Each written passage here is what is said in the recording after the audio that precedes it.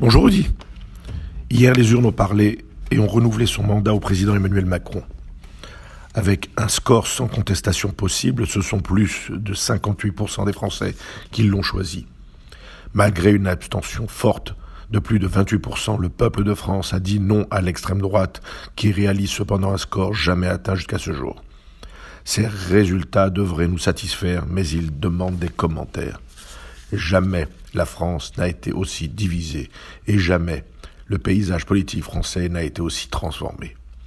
Au traditionnel clivage gauche-droite républicaine a succédé une France coupée en 4 blocs. L'extrême droite, de plus en plus décomplexée, avec une Marine Le Pen et un Zemmour dont la démagogie populiste pour l'une et l'extrémisme pétino-poutiniste pour l'autre, ont non seulement séduit nombre de nos compatriotes, mais surtout fait tomber les digues. Le faible score de Zemmour est loin d'être négligeable, tant il a permis de déplacer le curseur à l'extrême droite en faisant de Marine Le Pen une candidate aux limites plus lisse et fréquentable. Lui, qui voulait tuer le camp Le Pen, leur a servi de certificat de fréquentabilité. Il est devenu l'épouvantail et elle le leader d'une droite dure et populaire. Le deuxième bloc, l'extrême gauche mélenchoniste, surfant sur les mécontents et ouvrant les bras à tous les déçus.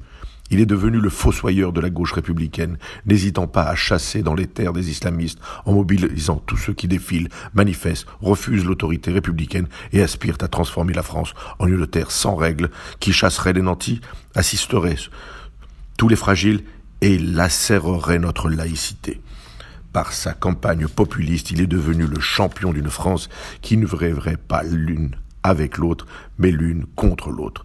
Il se veut Robespierre alors qu'il n'est que Danton. Sa guillotine verbale menace notre société et alimente les divisions et les haines.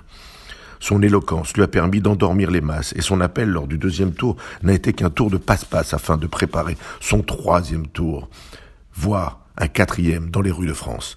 Mélenchon est aujourd'hui au moins aussi dangereux que l'extrême droite et le résultat des élections nombre de la perméabilité entre les deux votes. Après cette élection de Emmanuel Macron, le combat est à reprendre, voire à intensifier.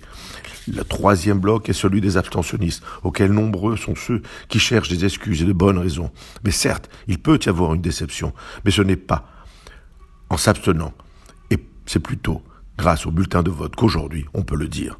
Enfin, le quatrième bloc, celui de ceux qui se sont regroupés autour du président sortant.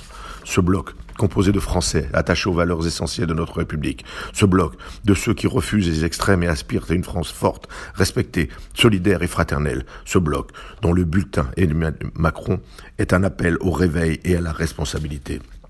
Ce bloc qui veut que les messages d'angoisse soient entendus et que les inquiétudes soient comprises. Ce bloc que le président Macron se doit de rassurer et ressouder. Ce bloc qui fait la France que l'on aime. C'est à ce défi que doit répondre le président élu. Il en a la possibilité et la capacité. Aspirons tous à ce changement et souhaitons-lui la pleine réussite. À la semaine prochaine.